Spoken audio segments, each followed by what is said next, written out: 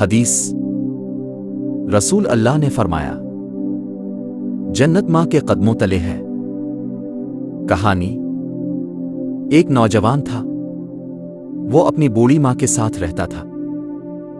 इसकी माँ बहुत कमजोर हो चुकी थी। चलना फिरना भी मुश्किल था। लेकिन वो बेटा कभी नाराज नहीं होता था। वो हर वक्त अपनी माँ की खिदमत करता, इसे खाना खिलाता, इसे सहारा देकर चलता और हर वक्त इसका ख्याल रखता। लोग इससे कहते, तुम इतनी खिदमत क्यों करते हो?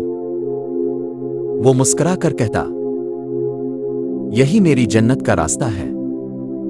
एक दिन एक बुजुर्ग ने इसे देखा और कहा, तुम खुश नसीब हो, क्योंकि तुम अपनी जन्नत खुद बना रहे हो। सबक। वालिदैन की खिदमत सबसे बड़ी नेकी है। अल्लाह ऐसे बंदों से राजी होता है।